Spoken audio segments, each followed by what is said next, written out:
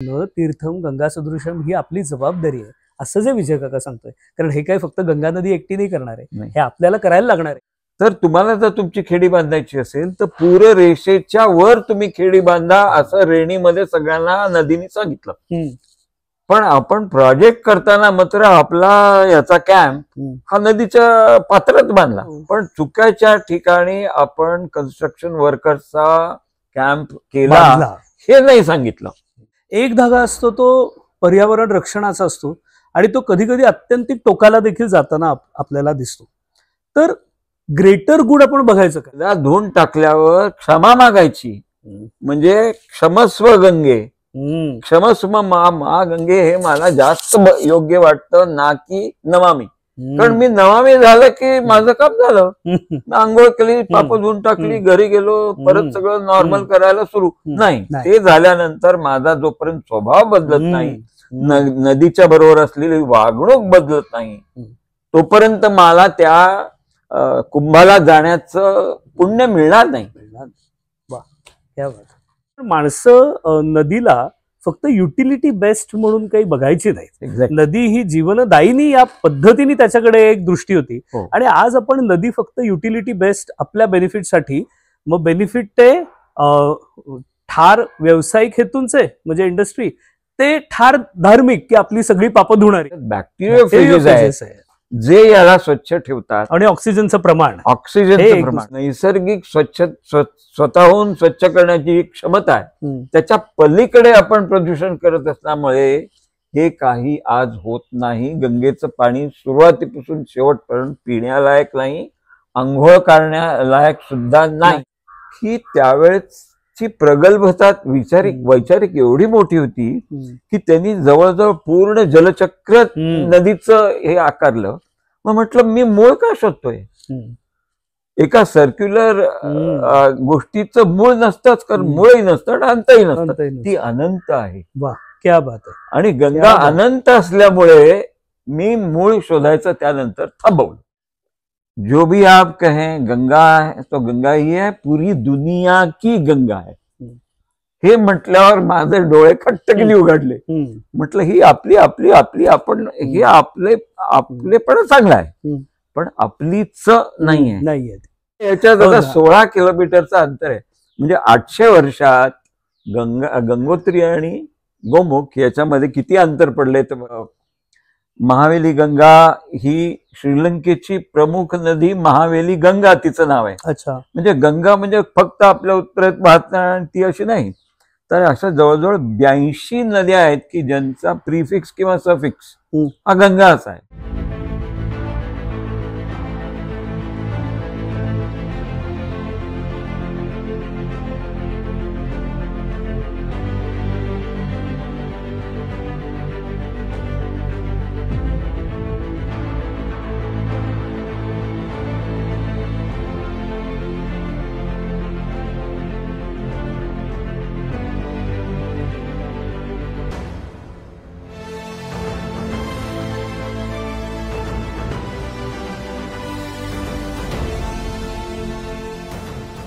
कर्नाली, गंडकी, सप्तकोशी या सगळ्या असेल तर पूर्ण रेषेच्या वर तुम्ही खेडी बांधा असं रेणीमध्ये सगळ्यांना नदीने सांगितलं. पण आपण प्रोजेक्ट करताना मात्र आपला याचा कॅम्प हा नदीच्या पात्रात बांधला.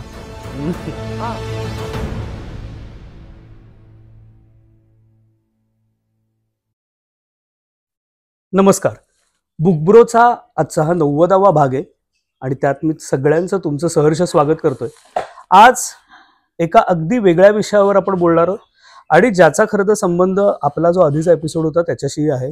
मृणालिनी चितळे यांच्या ज्याचं त्याचं एव्हरेस्ट या पुस्तकावरचा तुम्ही आता एपिसोड नुकताच बघितला असेल, आणि बघितला नसेल तर खाली डिस्क्रिप्शनमध्ये लिंक देतो, इथे वरती देतो, तोही जाऊन आधी जरूर बघा. तर त्या एव्हरेस्टचं सगळं चित्र बघताना मला आमचं विजय काका सारखं आठवत होता. विजय परांजपे हे फार मोठं नाव आहे.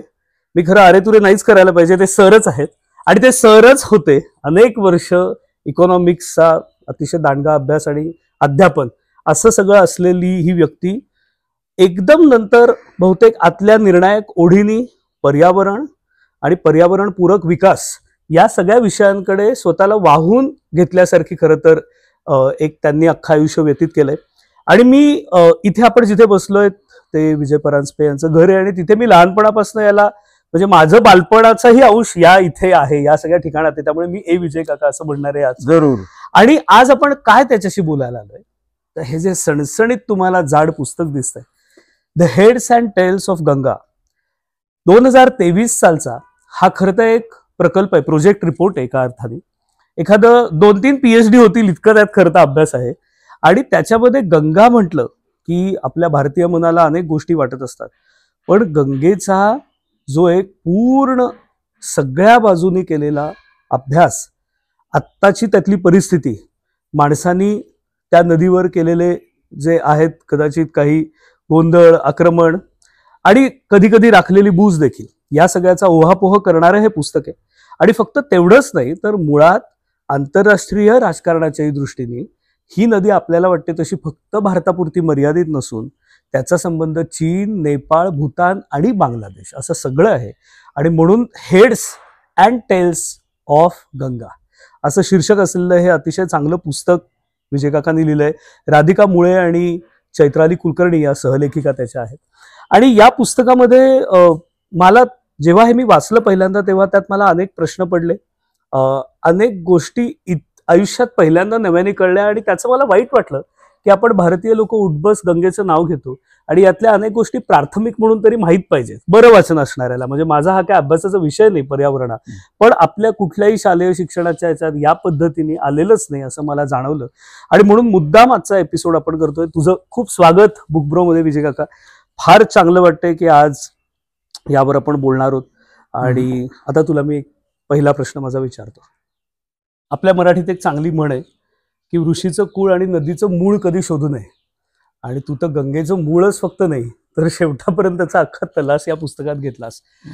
तर हा मुळात मोठा एक प्रकल्प करावा, अभ्यास करावा गंगा नदीचा, अगदी उगमाच्या उगमापासून ते शेवटी सुंदरबनाच्या सगळ्या डेल्टापर्यंत. असं तुला का वाटलं, प्रेरणा काय होती मुळात हे लिहिण्यामागे, आणि कसा हा शोध घेतला गेला? प्रेरणा म्हणशील तर पंचमहाभूतच. वा. आणि माझं मूळ स्वतःच म्हणजे बालपण हेच मुळात हिमालयात आणि गंगेच्या खोऱ्यात गेले असल्यामुळे मला त्याच्याकडे शेवटची ओढ लागणं हे स्वाभाविक होतं. वा. मग त्यानंतरचे बरेच म्हणजे पहिली काही वर्ष म्हटलास तर जवळजवळ मी 5-6 वर्षाचा असेपर्यंत, 7 वर्षाचा असेपर्यंत हिमालयातच गेली, उत्तराखंडमध्ये, नेपाळमध्ये इत्यादी इत्यादी. आणि त्यानंतर जे शालेय किंवा कॉलेज किंवा व्यवसाय आहे जीवनामध्ये बाकीच्या सगळ्या गोष्टी होत गेल्या. पण शेवटी 72-73 पासून मी जो बदललो अशा अर्थाने की ठीक आहे, व्यवसाय ठीक आहे आपल्या आपल्या जागी, पण आपण परत हिमालयात जायला हवं. आणि त्याच्यासाठी जाण्यासाठी 2च उपाय, एक तर स्वतः गिर्यारोहण बनणं किंवा असणं, बरोबर, किंवा याचा अभ्यास करणं. बरोबर. सुरुवातीला मी त्याच्याकडे एक छंद असं गेलो, गिर्यारोहणाचे कोर्सेस केले, अनेक एक्सपिडिशन्स वर गेलो, बरंच लिखाण केले त्याच्याबद्दल, पण ते वेगळ्या पद्धतीचं होतं. त्यानंतर जेव्हा नद्यांबद्दलचे अभ्यास माझे सुरू झाले, दक्षिणेत महावेली गंगा ही श्रीलंकेची प्रमुख नदी, महावेली गंगा तिचं नाव आहे. अच्छा. म्हणजे गंगा म्हणजे फक्त आपल्या उत्तरेत वाहत ती अशी नाही, तर अशा जवळजवळ 82 नद्या आहेत की ज्यांचा प्रिफिक्स किंवा सफिक्स हा गंगाच आहे. अच्छा. बाणगंगा उदाहरणार्थ, मुंबईत सगळे लोक वावरतात पण त्यांच्याकडे बाणगंगा आहे त्यांना नाही माहिती. किंवा वृद्ध गंगा म्हणजे गोदावरी आपली, वैनगंगा, पैनगंगा इतर आहेत, पण त्यांची नावं घेताना आपण ह्या गंगा आहेत हे विसरतो. किंवा आपली जी भीमा आहे त्याला जनाबाईंनी सुंदर कवितेमध्ये चंद्रभागा आणि भामा या माझ्या पायाशी आलेल्या गंगाच आहेत हे म्हटलंय. भीमा आणि चंद्रभागा माझे चरणीचं गंगा असं त्या म्हणतात. बर बर. हे आणि फार कॉमनली हे गायलं जातं. यग यग विठाबाई हे जे पॉप्युलर गाणं आहे, या गाण्यातलं एक ते वाक्य आहे, ते माझ्या डोक्यात बसलं की म्हटलं मग ती गंगा स्वच्छ करायची, ही पण करायची आहे. म्हणजे या सगळ्याच गंगा आहेत. गंगा हे एक जेनेरिक नाव आहे आणि म्हणून या गंगेचं नाव आणि सर्व ह्या वाहणाऱ्या ह्या गंगा म्हणून यांचाच अभ्यास करायला सुरुवात केली आणि नंतर शेवटी गंगेकडे पोचलो. वा, क्या बात आहे. यात आणखीन वडिलांचा आणि आईचा बराचसा भाग आहे, कारण वडील आर्मीमध्ये असल्यामुळे आमची सगळी घरातली पोस्टिंग्स वडिलांची ही काश्मीर, हिमाचल प्रदेश, उत्तराखंड, नेपाळ अशी होती. त्यामुळे साहजिकच आहे की मला त्याच्याबद्दल एक उत्कंठ असणं आणि त्याच्याबद्दल अभ्यास करावा असं वाटतं. जे पुण्यातले आपले बुक ब्रोचे दर्शक आहेत आणि जे विशेषतः माझ्या वयाचे आहेत त्यांना मुद्दाम पुढच्या प्रश्नाकडे जाण्याआधी सांगतो. आत्ता उल्लेख आला विजय काकांनी त्याच्या आई वडिलांचा केला म्हणून, की तुम्ही माझ्या वयाचे असताना वेगवेगळ्या ग्राउंडवर जात असाल खेळायला, तर बाबाजान आणि जिया ही तुम्हाला 2 नावं नक्की माहिती असतील.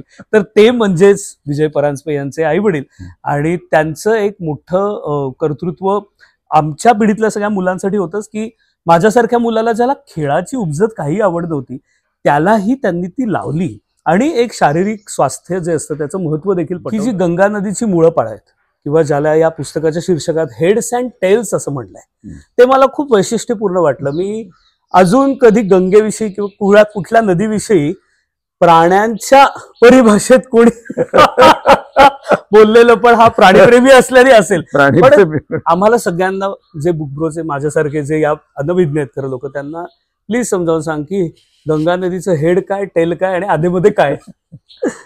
तर हेड जसं आपण जेव्हा म्हणतो तेव्हा पेनिन्शुला किंवा त्रिभुज क्षेत्र जे भारताचं आहे त्याच्यातल्या नद्या यांना हेड्सचं फारसं महत्व नसतं, ते 4 पैने जेमतेम वाहतात. पण गंगा, ब्रह्मपुत्र आणखीन सिंधू यांना मात्र अनेक हेड्स आहेत किंवा अनेक उगम आहेत. त्याची जलागम क्षेत्र जी आहेत ते प्रत्येक मोठ्या नदीच्या कछाऱ्यामध्ये किंवा त्याच्या खोऱ्यामध्ये आहेत. आणखीन एकच आहे असातला भाग नाहीये. उदाहरणार्थ आपल्या पुराणिक किंवा वैदिक ग्रंथांमध्ये सुद्धा 4-5 ठिकाणी त्याचं वर्णन आहे. आता उदाहरणार्थ कैलाश मानसरोवर हेही उगमस्थान मानलंय, कारण ते शिवाचं वास्तव आहे. बरोबर. आणि मग शिव असो नाही तर शक्ती असो, पार्वती असो, काली असो, यांच्या पायापासून निघाली आणि मग सरोवर झाला आणि मग तिथून गंगा. ही एक आहे. 8व्या शतकात शंकराचार्य तिथे गेले. ते म्हणले की ते काय बरोबर नाही वाटत आहे असं मला वाटतं. 8व्या शतकात मग त्यांनी मूळ गंगा म्हणजे जी दिसणारी गंगा आहे त्याच्या वर प्रवास केला, चालत गेले. आणखी चालत गेल्यावर त्याला लक्षात आलं की एक ठिकाण असं आहे की जिथे ती जी हिमनदी आहे, गंगोत्री हिमनदी, ही 32 किलोमीटरची हिमनदी आहे. ही आपण एरवी आपल्या कॅल्क्युलेशन मध्ये घेत नाही. बरोबर. परंतु या नदीच्या शेवटी किंवा तिथे उगमस्थान आहे असं आपण मानायला लागलो आणि ते म्हणजे गोमुख.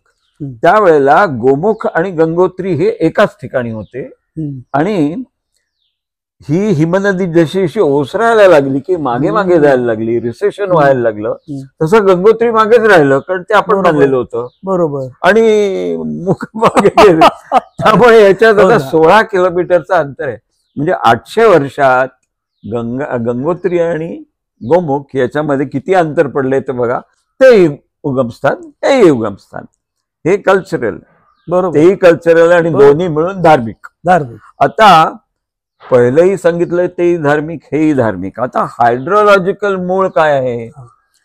मग ते कर्नालीचं असू शकतं, कारण कर्नाली ही काली कर्नाली तिला म्हणतात किंवा महाकाली, अर्थात तिबेटमध्ये जात नाही.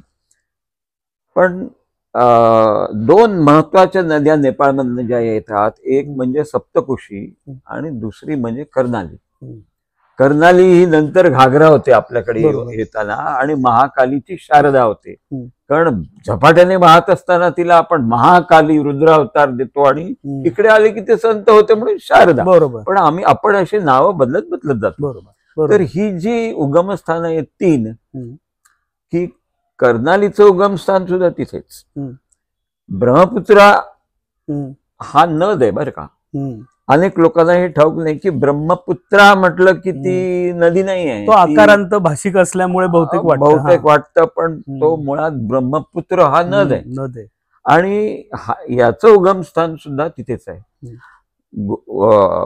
ब्रह्मपुत्र आणि गंगा या एका नदीच्याच 2 उपनद्या आहेत हे फार लोकांना माहित नसतं. आणि हे एकदा लक्षात आलं तर त्यांचा जो संगम आहे किंवा आपण त्याला तीर्थक्षेत्र म्हणतो ते आहे बांगलादेशात. बरोबर. त्यांचा संगम तिथे होतो.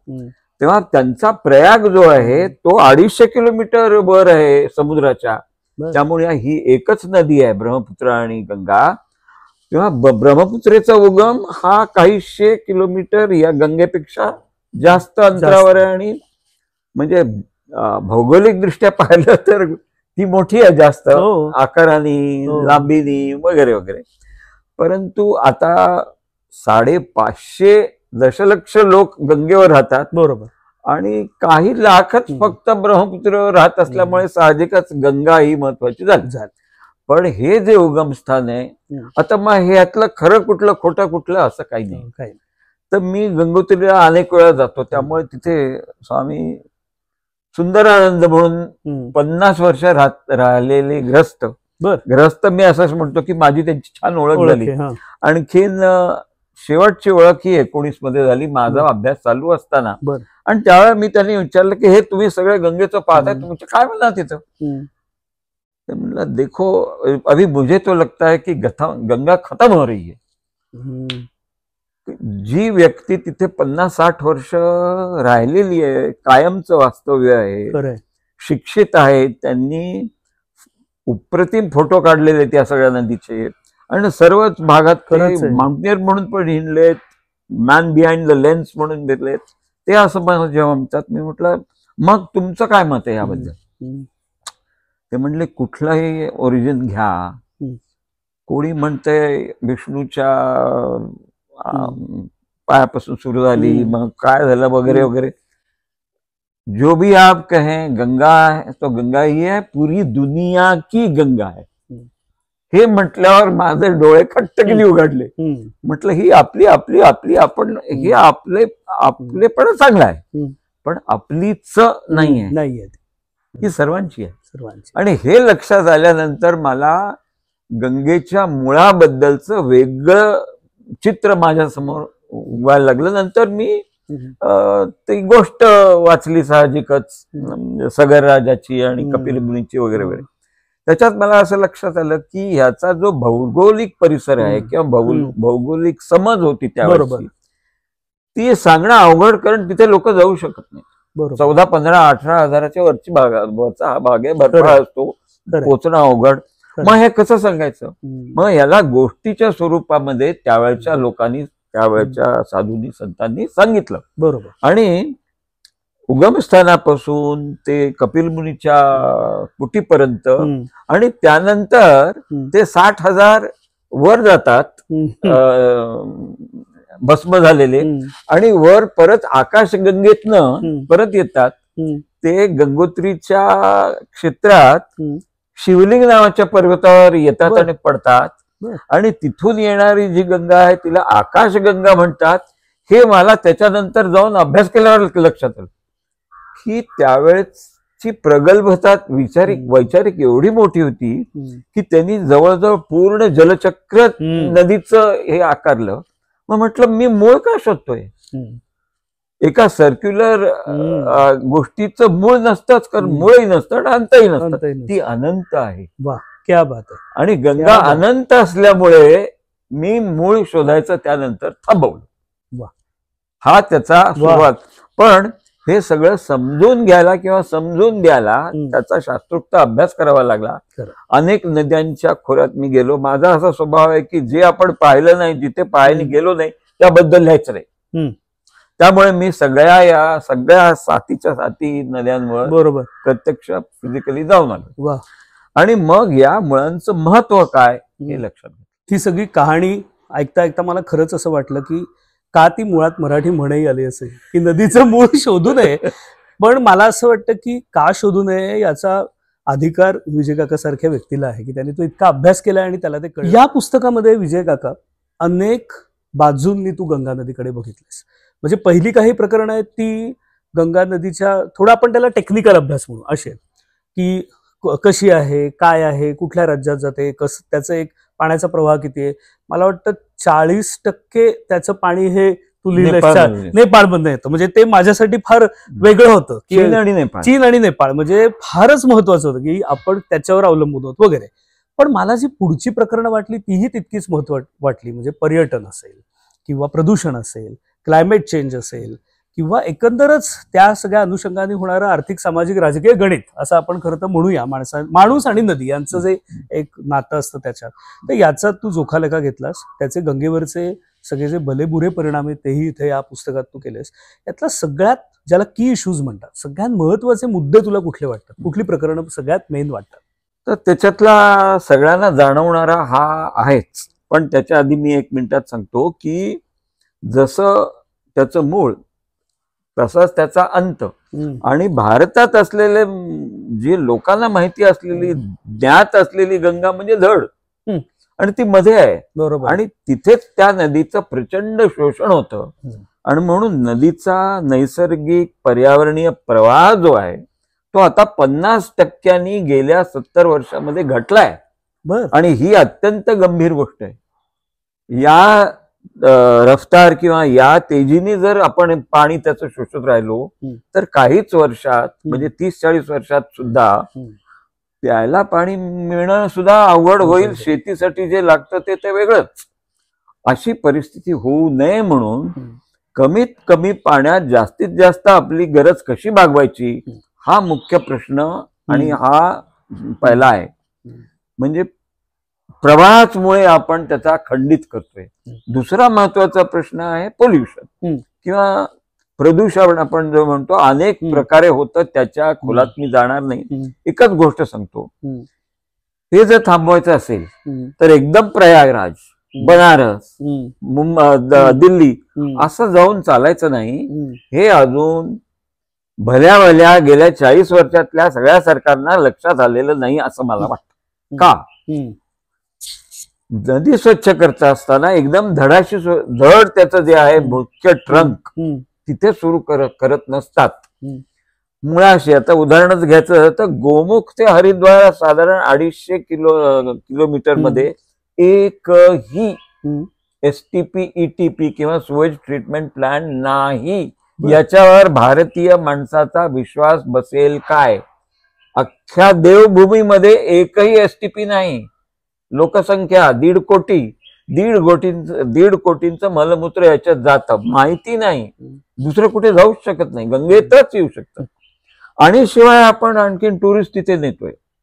आता टुरिस्टचा आला म्हणून पण आणखीन काही लाग जातात, ते सगळं त्याच्यात मलबा टाकतात. आणखीन स्वतःचा आणखीन एक अशी प्रथा आहे की स्वतःचे घाणेरडे कपडे सुद्धा नदीतच टाकायची. दुर्दैवाने अशी प्रथा गंगोत्रीला आहे, गोमुखाला पण आहे. आणि सगळे लोक तिथे जातात, ते सकाळी आपले त्याच्यात टाकतात. आता त्याच्यानंतर अर्थात रोज खातात, तेही दुसऱ्या दिवशी सकाळी जातं. जे रस्ते आपण बांधतो त्याचं डेब्री आपल्याला पुण्यात पाहिजे कसं काय चालतं ते. तर याचा सगळा जो मलबा किंवा राबीड, रबल, डेब्री जे काय आपण ते सगळं पण नदीतच जातं. म्हणजे एकीकडे आपण वरची गंगा जिथे जी पवित्र आहे तिथे ह्या मळ टाकायला मात्र आपण काही पुढे मागे बघत नाही. तर वरनं जोपर्यंत आपण स्वच्छ करायला सुरुवात करत नाही तेव्हा तोपर्यंत हे इकोलाय, हे भयंकर, आता आपण डॉक्टर इकोलाय म्हणजे जंतू, म्हणजे इकोलाय कोणी माहित नसेल, हे अत्यंत घातक आणि दुःखदायक, स्वतःला शरीराला एकदा नडले की ते वर्षानुवर्ष नडतात असे जे बॅक्टेरिया आहेत ते आपण नेऊन सोडतो. खरंय. आणि याच्या बरोबरचा दुसरा फार सुंदर भाग म्हणजे असा, कारण हा वाईट भाग आहे, सुंदर भागही सांगायला पाहिजे.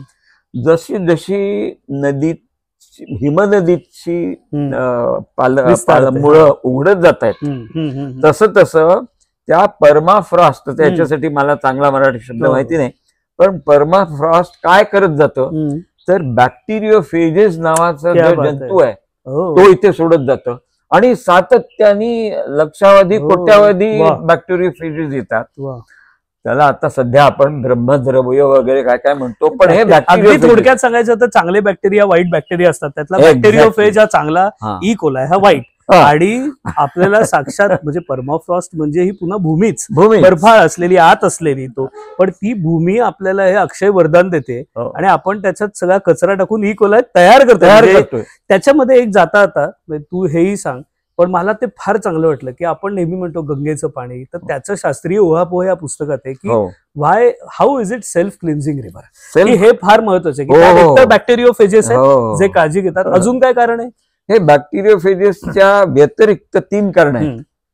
एक म्हणजे ही अत्यंत याची गती जास्त आहे हा, हा. आणि गतीमुळे ऑटोमॅटिकली किंवा हम्म. स्वाभाविकपणेच एरेशन किंवा त्याच्यात प्राणवायू मिश्रित होणं हे बरोबर स्वाभाविक असतं. बरोबर. एकदा ती संत झाली की ते एरेशन बरोबर. होण्याचं बंद होतं, बंद कमी होतं. कमी होतं. तेव्हा हाय डिझॉल्ड ऑक्सिजन, हम्म, लो बॅक्टेरिया हम्म, हे 2 हम्म. आणि तिसरं अतिशय थंड प्रदेशात वाहत असल्यामुळे हम्म. गार पाण्यामध्ये जंतू जीव जास्त वाढू शकत नाही. आपल्याला माहितीये खरंच आहे. ते गरम व्हायला लागलं की त्यांची ऍक्टिव्हिटी हो, लगेच चालू होते. बरोबर. तर ही 3 कारणं आहेत. आणखीन एक कारण आहे आणि ते कारण म्हणजे या भागामध्ये लोकसंख्या आणि प्रदूषण होण्याची हम्म, जी लक्षणं किंवा कारणं हम्म. असतात ती कमी आहेत. हम्म, महत्वाचा भाग असा हम्म. की हे बॅक्टेरियोफेजेस फक्त भागीरथी गंगेत नाही आहेत. बर. अलकनंदा, महाकाली, हम्म. नाली, गंडकी, अच्छा. सप्तकोशी या सगळ्या हिमनद्यातनं वा. येतात. वा. त्यामुळे वर जरी आपण किती हम्म. घाण केली हम्म. तरी ही नदी खाली का स्वच्छ राहते हम्म. तर तिथून हे बॅक्टेरियोफेजेस येतच राहतात वा. आणि हे अहोरात्र अहोजन्म येत आहेत. त्यामुळे ही जी खासियत आहे नदीची, हम्म. नी केवळ हिमनद्यात पाणी थंडीत उन्हाळ्यात येतं हा एक महत्वाचं कारण आहे. बरोबर. शिकवलं जातं. हम्म. पण त्याच्यात बॅक्टेरियोफेजेस आहेत बॅक्टेरियोफेजेस आहे. जे याला स्वच्छ ठेवतात, आणि ऑक्सिजनचं प्रमाण हे ऑक्सिजनचं एक प्रमाण. दुसरं कारण. तेव्हा हे 3-4 ज्या गोष्टी आहेत याच्यामुळे ती पूर्वी स्वच्छ राहत असावी. पण आज आपण काय केलंय की या बॅक्टेरियोफेजेस असतील, हम्म. त्याची बाकीची गुणवत्ता हम्म. असेल, हम्म. ऑक्सिजन कंटेंट जास्त हम्म. आहे, थंड आहे हम्म. किंवा वगैरे वगैरे या हा. सगळ्या गुणधर्मांपेक्षा अनेक पटीने आपण म्हणजे त्याची नैसर्गिक स्वतःहून स्वच्छ करण्याची क्षमता आहे, हम्म. त्याच्या पलीकडे आपण प्रदूषण करत असल्यामुळे हे काही आज होत नाही. गंगेचं पाणी सुरुवातीपासून शेवटपर्यंत पिण्यालायक नाही, आंघोळ करण्यालायक सुद्धा नाही. म्हणजे खरोखर वैद्यकीय दृष्ट्या पाहायला गेलं तर कुंभमेळ्यावर व्यवस्थित आंघोळ करूनच आत जावं, आणखी काही तिथे न टाकता लवकरात लवकर बाहेर यावं. कारण तिचं पाणी आज त्या लायकीचं याचा अर्थ स्टँडर्डचं नाही आहे आणि हा त्याच्यातला हा एक कळीचा भाग आहे. त्यामुळे आता तिथून पाणी हे जे येत आहे हे स्वच्छ करूनच आणलं जातं. खरंय. त्याशिवाय ते आपल्याकडे स्वच्छ होऊ शकत वर्षानुवर्ष राहणार नाही. पूर्वी राहत असे, आज राहणार नाही. मला खरंच असं वाटलं की एखाद्या माणसाला हातात एकदम मौल्यवान असा मणी मिळतो आणि त्याला कळतच नाही, त्याला वाटतं काहीतरी गारगोटी सारखं दगड आहे आणि तो टाकून देतो की आपल्या देशात एवढं मोठं जे ट्रंक आहे या नदीचं, ज्याला स्वतः शुद्ध राहण्याचे नैसर्गिक गुणधर्म आहेत, की जिथे साध्या साध्या काळजी, जसं आता विजय काकांनी सांगितलं की बाबा आधी आंघोळ करून नदीत गेलं तर आपल्याला त्रास कमी होईल वगैरे, याच्यापेक्षा नदीलाही आपण त्रास देणार नाही आहोत. आपली जी घाण आहे ती आपण नदीत टाकायची नाहीये, हाही जो विवेक आहे तो मला वाटतं आपल्या कुठेतरी सगळं पूर्वीचं साहित्य वाचताना असं वाटतं की होता तो. आणि तेव्हाचं एकूण म्हणजे मुळात इंडस्ट्रियलायझेशनच तेव्हा जास्त नसल्यामुळेही असेल, पण माणसं नदीला फक्त युटिलिटी बेस्ट म्हणून काही बघायची नाही. नदी ही जीवनदायिनी या पद्धतीने त्याच्याकडे एक दृष्टी होती. आणि आज आपण नदी फक्त युटिलिटी बेस्ट आपल्या बेनिफिटसाठी, मग बेनिफिट ते ठार व्यावसायिक हेतूंचे म्हणजे इंडस्ट्री, ते ठार धार्मिक की आपली सगळी पापं धुणारी हो. इथपर्यंत, पण युटिलिटी बेस्ड अनेकदा असतो. तर कुठेतरी आपल्या भारतीय संस्कृतीत नदी ही आई मानली जाते, नदीला आपण शरण जायचं असतं आणि म्हणजे काय तर तिचा आदर राखायचा असतो. हो. इतकी साधी गोष्ट आहे. आणि हा जो मुद्दा आहे हा माझ्या मते कळीच आहे की आपली वर्तणूक आणि आपला त्याशी वागणं नदीशी हे कसं आहे, किती पवित्र आहे, शुद्ध आहे, यावर आपली पाप धुवून जातील की नाही हे अवलंबून असतं. क्या बात आहे. आणि ती नदी तुम्हाला स्वच्छ करते म्हणजे काय की तुम्ही तिथे आंघोळ केल्यानंतर परत जाऊन आपापली पाप सुरू करायची असं नव्हे. खरंय. ती एकदा धुवून टाकल्यावर क्षमा मागायची, म्हणजे क्षमस्व गंगे, क्षमस्व मा गंगे हे मला जास्त योग्य वाटतं ना की नमामी.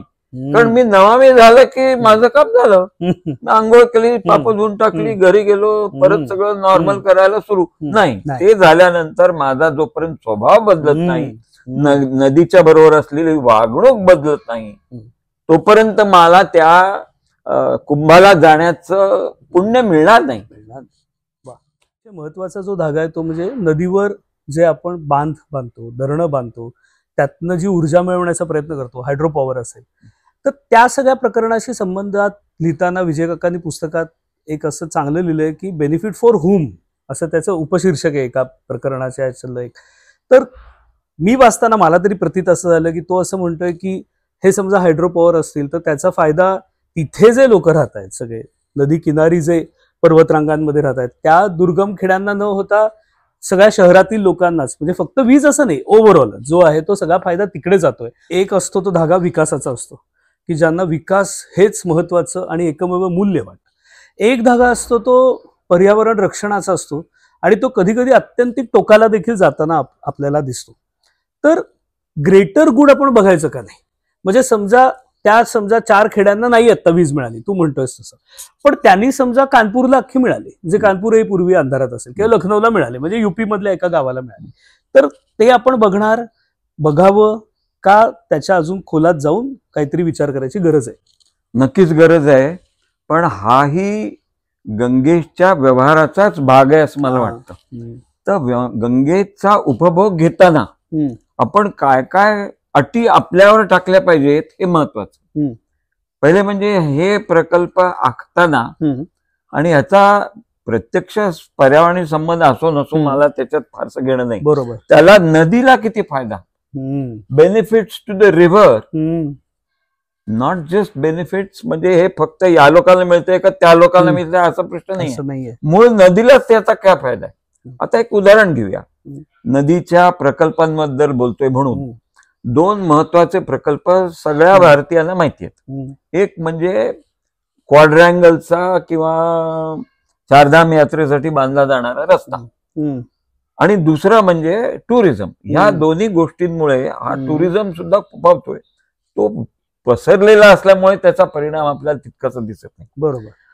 पण आता आपण हे, आणि धरण उदाहरणार्थ टेहरी डॅम, नाही टेहरी डॅम हा हायड्रो पॉवर, तर Tehri dam hydro power dam बांधताना ज्या आपणच आपल्यावर अटी घालून घेतल्या होत्या किंवा कंडिशनल क्लिअरन्स किंवा कंडिशनल प्रोजेक्ट, म्हणजे प्रोजेक्ट करावा हे बऱ्याने ठरलं, पण तो करताना अमुक गोष्टी आपण केल्या पाहिजेत, त्या केल्याशिवाय ह्या करायच्या नाही. ह्या जर झाल्या नाहीत तर उद्वेग होतो. म्हणजे ज्यांना तिथून आपण बाजूला करणार आहोत, नवी टेहरीमध्ये पाठवणार आहोत, किंवा त्यांच्या गावापर्यंत जे काय होणार असेल ते आपण आधीच जर केलं तर तिथे विरोध होत नाही प्रोजेक्टला. तर हे साधं एक कारण आहे. दुसरं कारण आता आपल्याला असं दिसतंय की आपण बेनिफिट्स फॉर होम, आपण बेनिफिट हा शब्द वापरला किंवा लाभ हा शब्द वापरला की तो लाभ फक्त मनुष्यालाच होतो असं आपल्याला वाटतं. माझ्या दृष्टीने, मी गंगाप्रेमी असल्यामुळे, बेनिफिट्स ऑफ फॉर होम मध्ये गंगेला जर लाभ होत नसेल तर मला या कुठल्याही प्रोजेक्ट मध्ये इंटरेस्ट नाही. कारण हा तात्कालिक 5, 10, 20 वर्षापर्यंत चालणाऱ्या गोष्टी आहेत. या गंगा कायमची राहणारी आहे. म्हणजे उदाहरणार्थ हे रस्ते बांधताना आता आपण जे लोक गोमुखला किंवा हिमाचलात किंवा याच्यात फिरतात त्यांना माहिती असतं. आज अशी परिस्थिती आहे की तुम्ही 5 किलोमीटर सुद्धा मोठा मलब्याचा असा त्रिकोण नदीपर्यंत जाताना गाडीचा किंवा डेब्रिसचा किंवा खडीचा किंवा कन्स्ट्रक्शनच्या कामाचा, कारण आपण आता जास्तीत जास्त 7.5 मीटर जी डिफेन्सला लागते त्याच्याऐवजी आपण 12.5 मीटरची मोठी रस्ता जो बांधतोय तो त्या डोंगरात आत जातोय. आणि हा ठिसूळ डोंगर आहे हिमालय, हा आपल्या कड्यांसारखा मजबूत न हलणारा डोंगर नाहीये. हे लक्षात न ठेवल्यामुळे तिथली सगळी जे पडझड किंवा भूस्खलनं हजारोनी होत आहेत. ही सगळी जातात गंगेत, म्हणजे नुसतं पोल्युशन जात आहे असं नाही. बरोबर. मग जोपर्यंत आपण याची काळजी घेत नाही तोपर्यंत आपल्याला रस्ता बांधायचा हक्क नाही. जेव्हा आपण याची खबरदारी घेऊ आणि आधुनिक तंत्राने हे रस्ते बांधू, निष्काळजीपणे हे रस्ते बांधणार नाही, तोपर्यंत विरोध हा राहणारच. आणखीन एक उदाहरण की आपण तिथे आर्मी पोचवतोय वर. ही कशासाठी पोचवतोय तर हा प्रोजेक्ट आहे डिफेन्स प्रोजेक्ट, आणि ज्याच्यामुळे गंगा आणि गंगेचं खोरं आणि भारतच आपण वाचवायला तिथे पाठवतो. बरोबर. पण ज्याच्यासाठी केला अट्टाहास तीच जर नदी आपण घालवणार असतो आपल्या क्रियेने, म्हणजे त्याच्यासाठी चिनी यायची जरूरतच नाही ना, आपणच त्याचा खलास करतोय.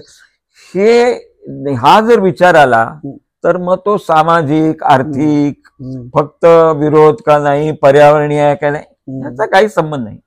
याची जी पथ्य आहे, म्हणजे कुठल्याही प्रोजेक्टची जी पथ्य आपण पाळली तर मग आपण त्या प्रोजेक्टला करायला आपल्याला अधिकार असतो. तोपर्यंत नाही. ही गोष्ट एकदा मान्य झाली तर मग हे कुठलेही प्रोजेक्ट झाले तरी हरकत नाही, कारण आपण आपल्यावरच घालणार आहोत जी पथ्य ती आपण पहिले पाळायची. ती न पाळता मात्र जर केली तर नदीचा उलटा फटका बसतो. आणि 2012 मध्ये जे झालं की 10-20 गावं उडवून दिली. 21 साली जे झालं की ऋषीगंगेच्या खाली पात्रातली 4,000 कोटी सुमारे ज्याच्यावर आपण खर्च केले होते ते दोन्ही पॉवर स्टेशन वाहून गेले. आता केदारनाथचं फ्लडिंग झालं. असं व्हायला जर नको असेल तर तिथला भूगोल कसा आहे, तिथली सिस्मिक किंवा भूगर्भीय भूकंप होण्याची क्षमता किंवा त्या भागाचा अस्थिरपणा वगैरे हा लक्षात ठेवून कितपत आपण हे प्रोजेक्ट करायचे.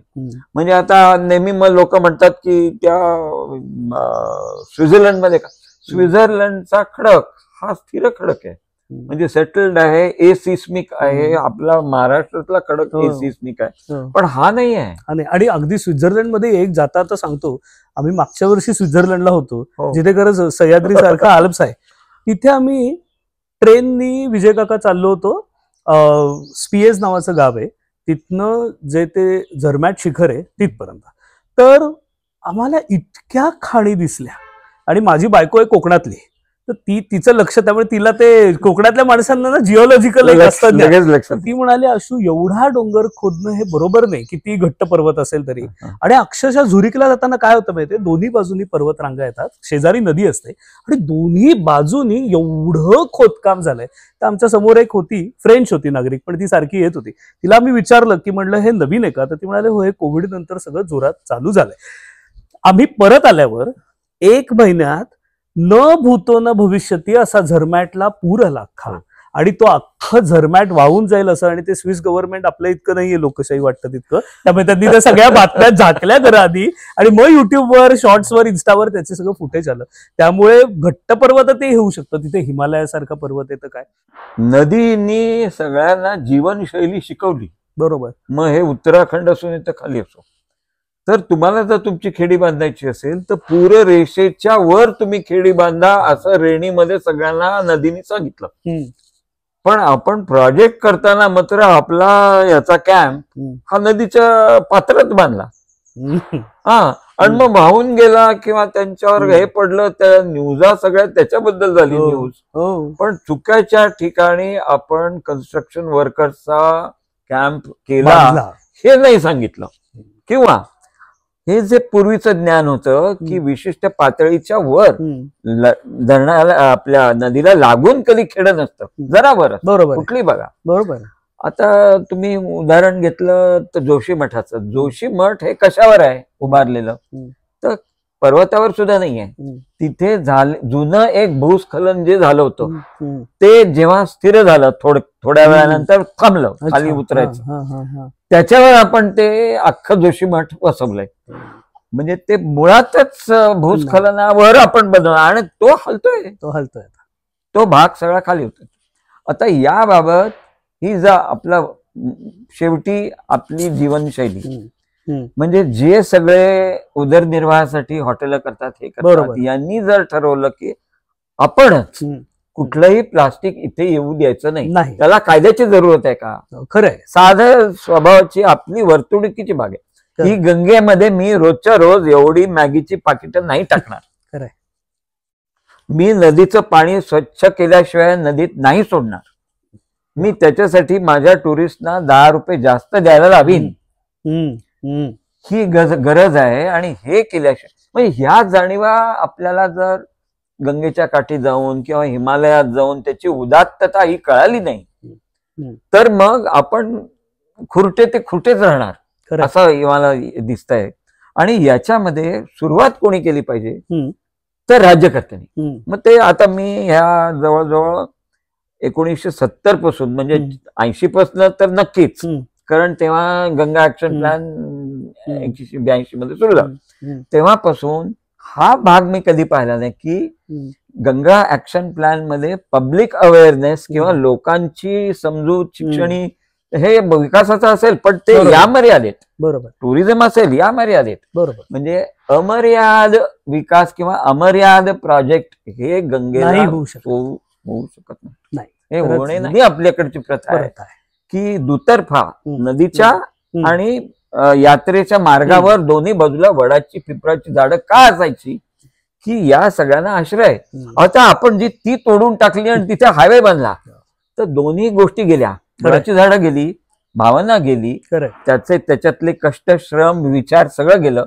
आणि मग जे पाहायला आणि अनुभवायला तो गेला होता यात्रेत ते तो अनुभव झाला, मग परत येऊन करायचं काय? आता चारधाम यात्रा खूप लोकांना माहिती आहे की याला छोटी चारधाम यात्रा असं म्हणतात. मोठी आहे ती रामेश्वरम, पुरी, हे आपल्याला जे माहिती हे 4 मूळ स्थानं. आणि मग शंकराचार्य ठीक आहे त्याच्यापेक्षा ही आणखीन अवघड आहे ती करूया. पण आता त्यातला अवघडपणा आपण काढून टाकला. खरंय. आणि त्याच्यातली जी मूलतत्व होती की यांनी मला नदी समजून घेण्यासाठी मी यात्रा करतोय, मला पुण्य मिळवण्यासाठी नाही. आणि हे शिक्षणच माझं आता गायब झालं. फारच हा चांगला, म्हणजे आम्ही सुरुवात वेगळीकडनं केली आणि नदीच्या प्रवाहासारखं आम्ही घेत आपलं भारतीय संस्कृती, सभ्यता आणि एक परंपरा, तत्वज्ञान आणि गंगा याचं मोठं नातं आहे. न तीर्थम गंगा सदृशम असं जे आहे, तर म्हणजे गंगेसारखं पाणी नाही हे अनेक अर्थाने खरं आहे. आणि ते मग न तीर्थम गंगा सदृशम ही आपली जबाबदारी आहे असं जे विजय काका सांगतोय. कारण हे काही फक्त गंगा नदी एकटी नाही करणार आहे, हे आपल्याला करायला लागणार आहे. हा त्यातला खरं तर सगळ्यात महत्वाचा आशय आहे. आणि फार चांगलं झालं हे तू स्पष्टपणे सांगितलंस, कारण आज काय झालंय माहितीये का की फक्त पॉप्युलरिस्ट अशा पद्धतीचं अनेकदा लिहिलं बोललं वाचलंही जातं. त्याच्यामुळे एखाद्या अधिकारी माणसाने आपल्याला तो खडसावून नाही सांगत आहे, तो प्रेमाने सांगतोय पण कळकळीने सांगतोय असं सांगणं की यात आपली जबाबदारी आहे, राज्यकर्त्यांची जबाबदारी आहे. आणि नदी आपल्याला जितकं काही देत असते तितकं आपणही नदीला देणं अपेक्षित असतं.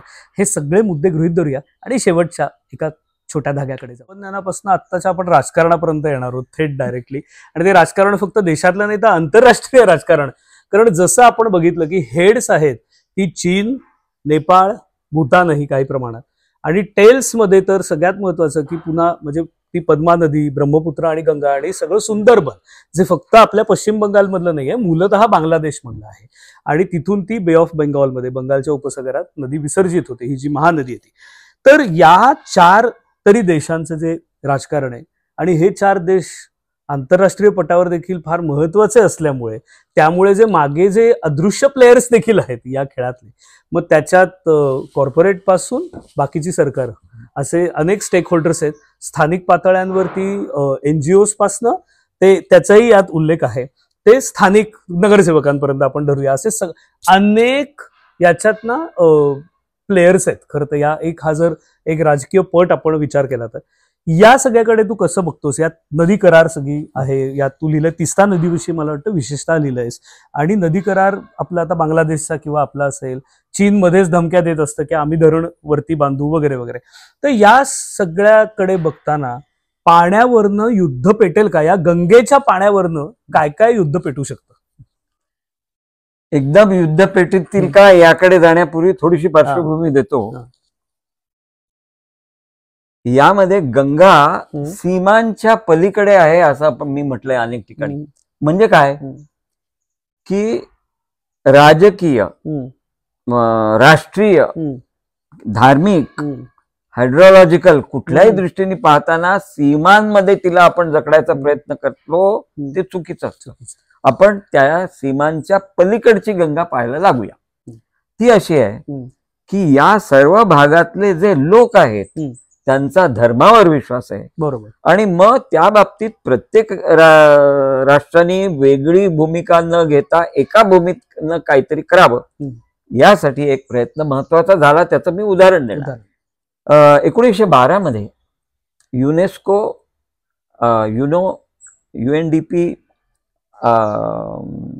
EC मोड काठमांडूतलं यांनी मिळून एक प्रयत्न सुरू केला की कैलाश कल्चरल हेरिटेज लँडस्केप नावाचा एक प्रोजेक्ट सुरू केला. त्याला जर्मनांनी फंडिंग दिलं.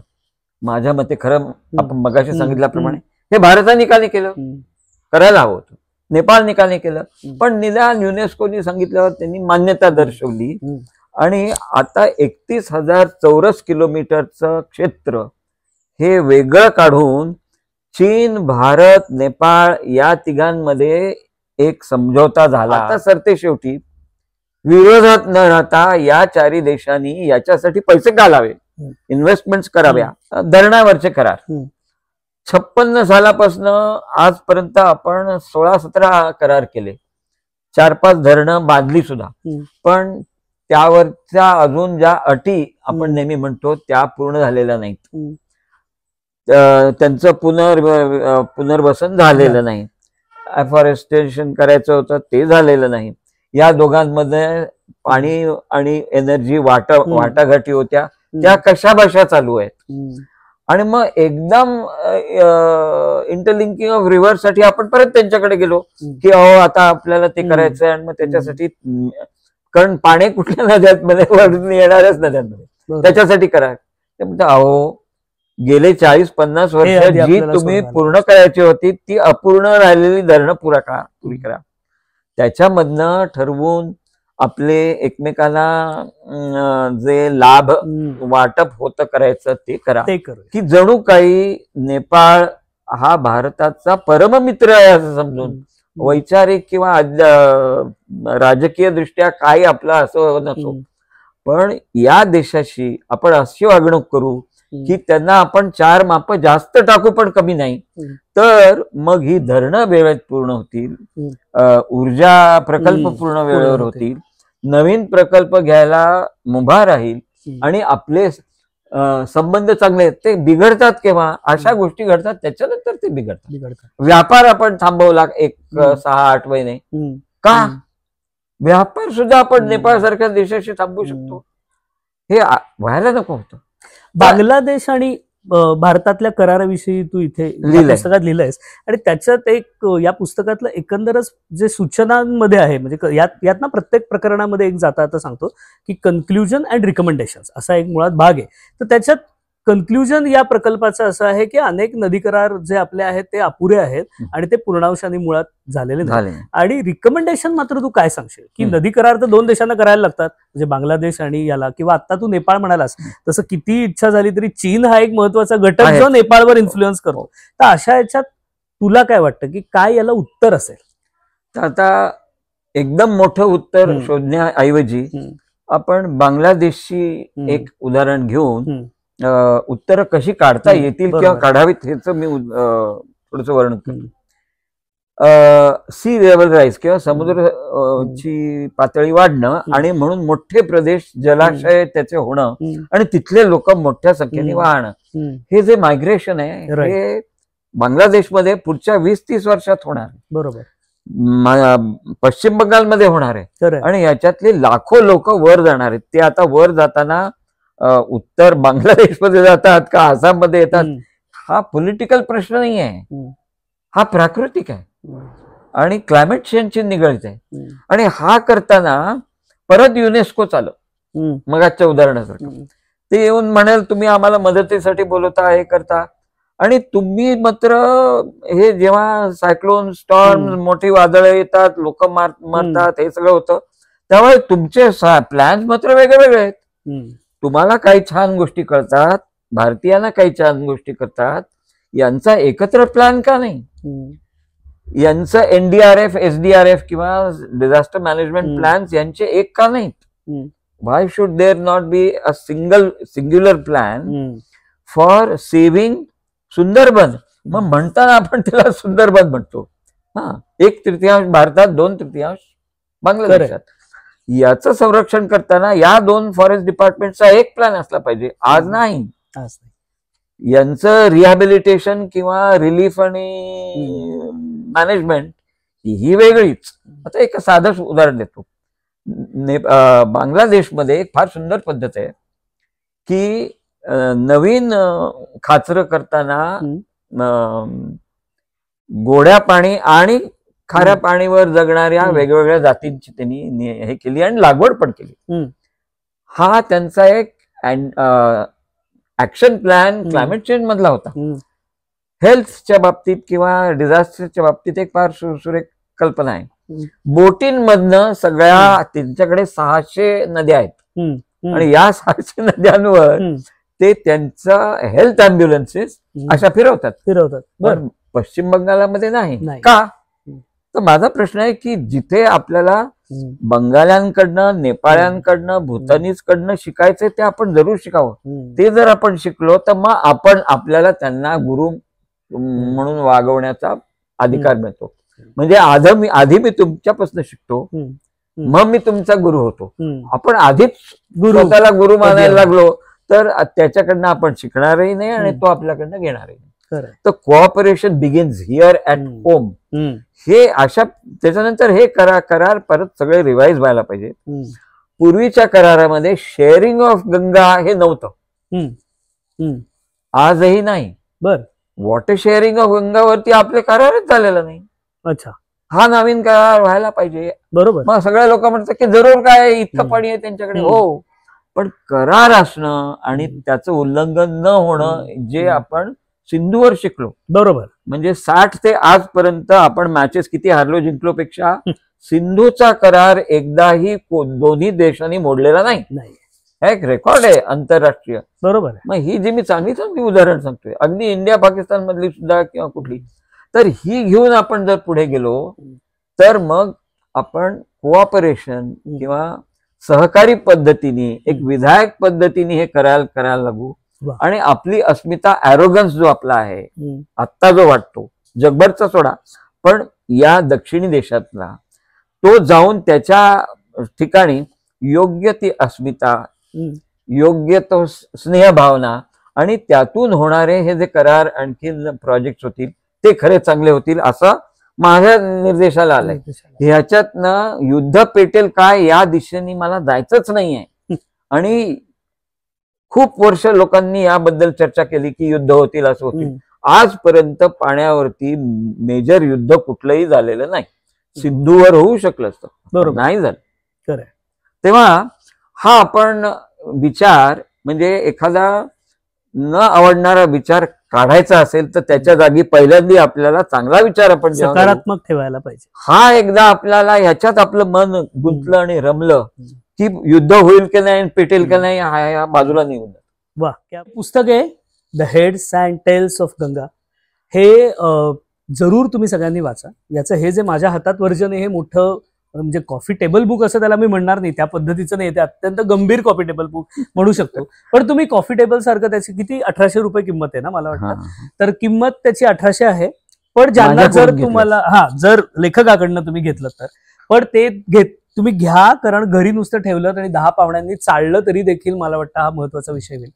तुम्हाला जर हे हार्ड कॉपी घ्यायची नसेल तर PDF स्वरूपात किंवा इंटरनेटच्या स्वरूपात हे मोफत देखील उपलब्ध आहे. त्याची आपण खाली लिंक डिस्क्रिप्शन मध्ये नंतर टाकूया.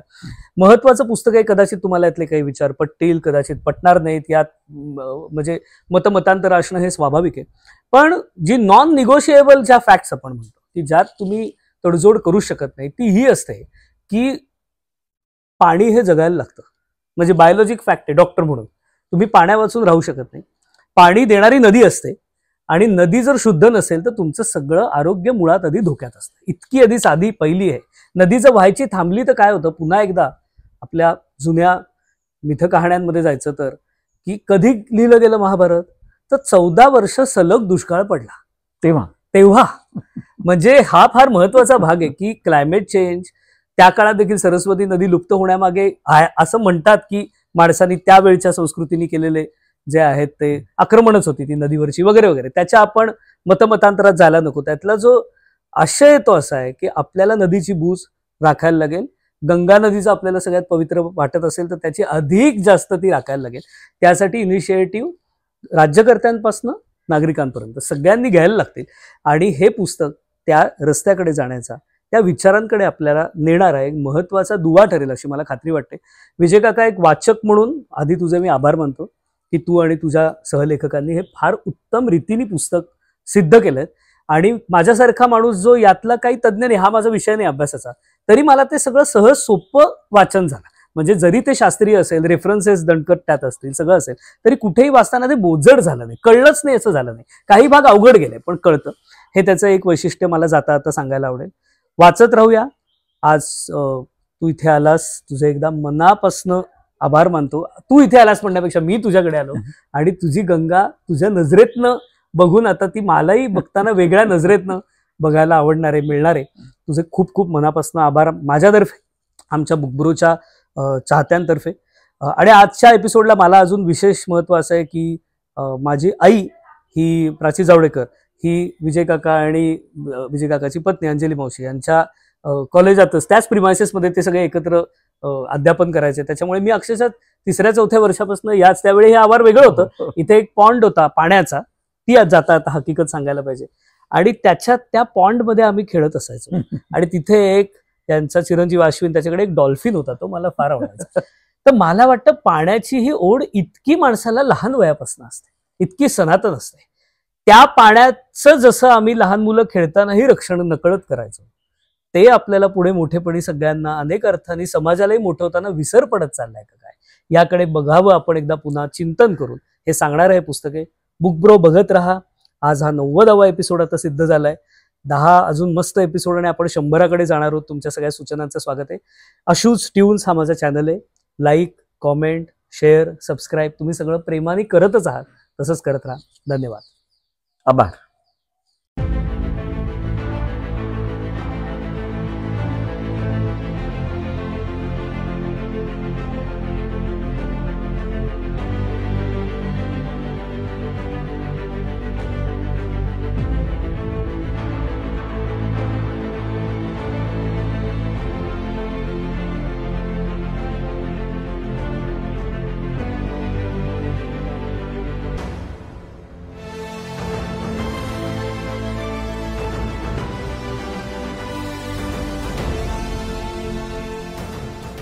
कर्नाली, गंडकी, अच्छा. सप्तकोशी या सगळ्या असेल तर पूर रेषेच्या वर तुम्ही खेडी बांधा असं रेणीमध्ये सगळ्यांना नदीने सांगितलं. पण आपण प्रोजेक्ट करताना मात्र आपला याचा कॅम्प हा नदीच्या पात्रात बांधला.